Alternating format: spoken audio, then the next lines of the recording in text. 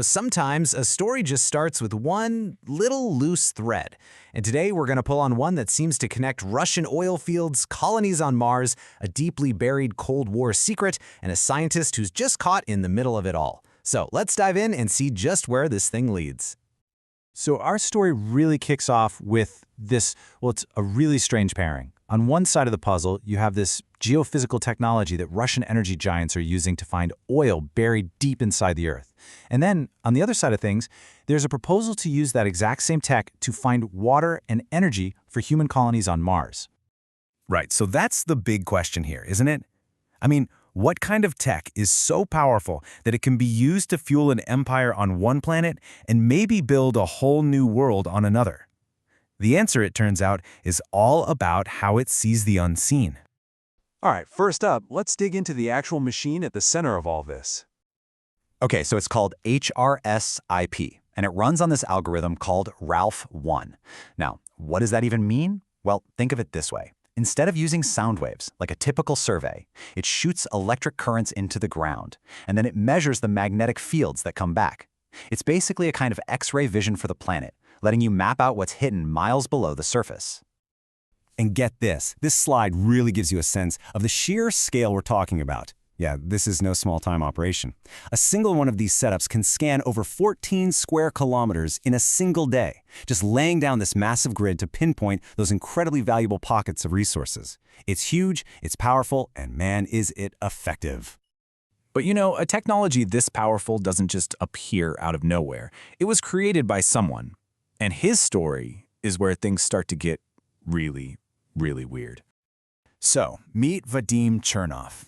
He's the Russian scientist who developed the core of this whole technology. This document right here, it's from Interpol, and it confirms that on July 21st, 2014, Russia, his own country, put his vehicle on an international wanted list.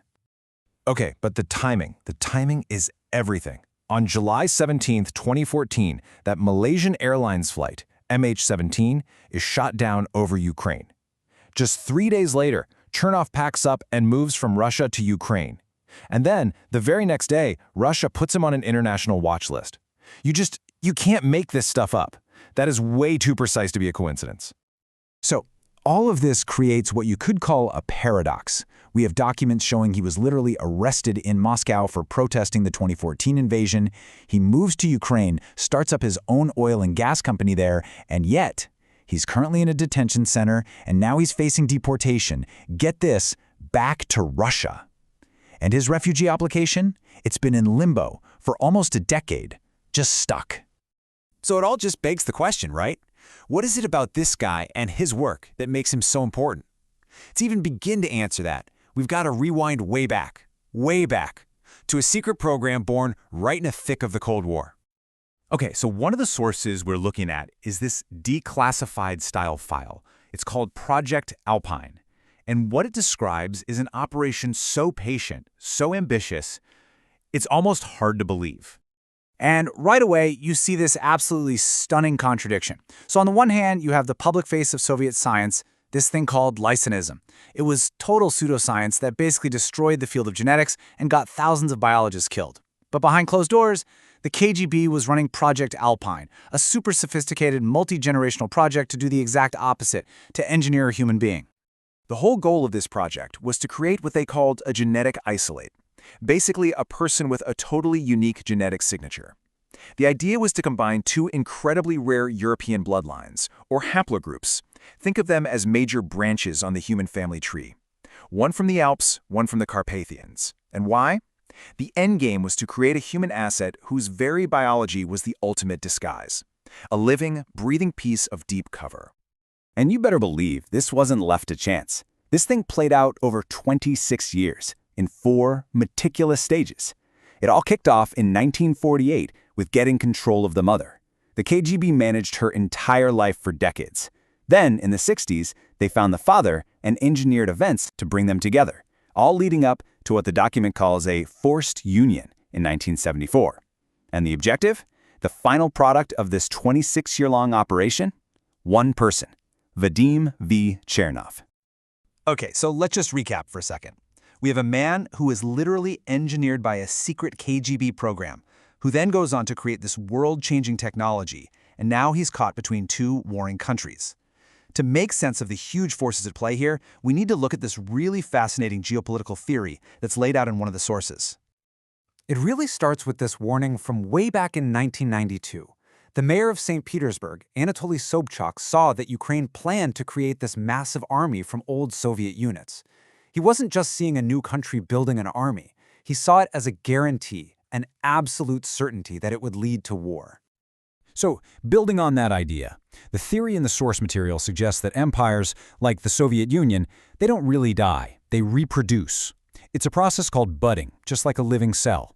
You see the stages. A bud forms, then it detaches, and then it matures into its own thing, ready to bud all over again.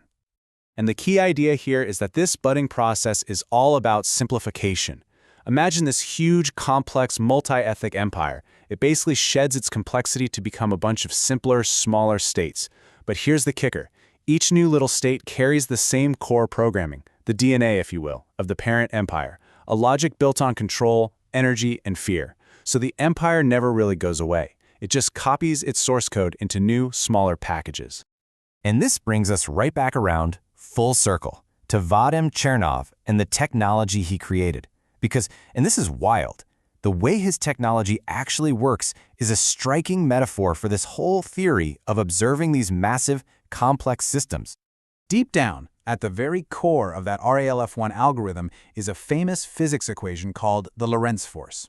Basically, it's the rule book. It's the language the machine uses to see what's happening deep underground by describing how electricity and magnetism interact. And this is where we get to the core philosophy behind the tech. You know how in quantum physics they say the act of just looking at something collapses all the possibilities into one single reality? Well, Ralph 1 does the same thing. But instead of a person looking, it uses the cold, hard logic of a physics equation. It acts as a logical observer, slicing through all the geological noise and chaos to find that one single truth. The oil is here. And the guy who built this logical observer, the man who literally programmed a machine to find certainty in the middle of chaos, is Vadim Chernov. The very same man who was the end product of a secret KGB project. The man on the Interpol list, a living, breathing paradox, caught right in the middle of these budding empires. And that leaves us with one final and kind of unsettling question.